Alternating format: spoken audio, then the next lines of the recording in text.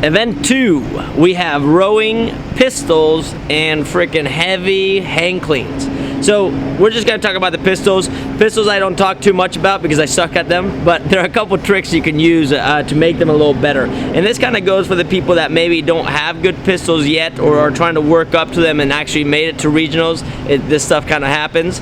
And it also goes for those people that are at the games, which I know who you are, that have a hard time actually finding good positioning while doing it. A lot of people think it's a mobility issue. Yeah, that's one of those issues. A lot of people think it's a balance issue. Sure, that's another issue. But the biggest component in the pistol and the biggest problem is the capacity to resist rotation. An example is this. If I hang from a bar and I let go of one arm and I relax, my body starts rotating away from that hang.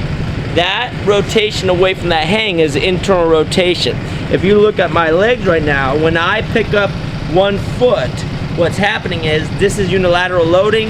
If I am not tight in the middle and resisting rotation, my knee is gonna wanna cave in and that hip goes into internal rotation. So being able to resist rotation while doing a pistol is extremely important.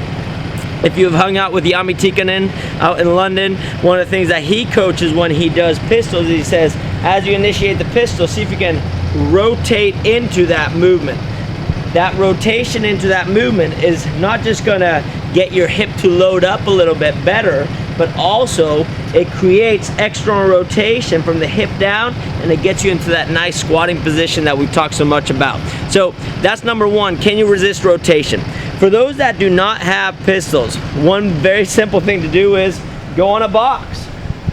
Stand in front of a box, can you go down to a pistol? And what we're looking at is, if you look at me from the side, is we almost want to think about it as a good morning in the beginning. I'm gonna deadlift into it, and then once I initiate, I can sit back, stand back up. It's almost like I'm box squatting, no weight, no nothing, but I'm really exaggerating, initiating, just like a good morning, loading up the hip first. And I can even add my little friend, the rotation. Here, next thing you can do is you can actually use a plate as a counterbalance. A lot of people think that this counterbalance that we use is just a way of balancing and helping you find that control as you move through the pistol. But what it's really doing is this, it's forcing you to push away. That push away, what that's doing is creating more tension in the hamstring and creating what I call is the hammock. And the hammock is basically creating a nice little bed that goes from your back all the way around your butt into your leg, where you can sit into it and almost bounce out of that. So with the plate, you can just work on creating not just counterbalance, but also tension in the posterior chain, getting that guy in and out, just like you're bouncing in a hammock. And then the last trick you can use is this one. This is not something that I recommend for everyone and all the time, but it does work well. And basically it's this, it's creating a nice little knee wrap. So you go over the kneecap, just wrap it around. Once you get the initial little point there covered up, you go on the bottom of the kneecap, bring it around from the back, so you have a lot of tension on it. And now you just get a little tie in there. Hopefully it fits. And what that does is it puts a little tension on your knee. So I can do a pistol, I'll just stand on the plate right now. I can do a pistol and I can actually bounce out of that without feeling like my knee is gonna explode. And if you have Kelly's Voodoo Floss bands, what you'll see is that you can actually do this and it can actually work as a nice little warm-up for your pistols. So those are just a couple of things that you can do to prep for this and to build up to it.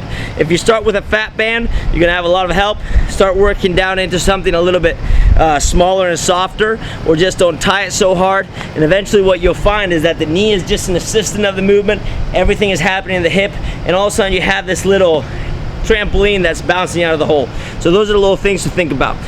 When you're in the workout and you're starting to get blown out, when you're doing 50, if you're getting tired, just keep the technique right. Belly tight, initiate through the hip, a little rotation. As you stand up, it's almost like you're holding that plate. You want to keep reaching because you want to create that hammock. And it doesn't have to be this perfect upright pistol. It can be something that looks a little bit like this, where we go down, and I'll show you here from the side. and I can go up from the side, but I can go nose down, stand tall. And that looks a little bit like you're deadlift in a funky way. So it's just something to think about. You just have to be able to balance on one foot. Pistols, magical.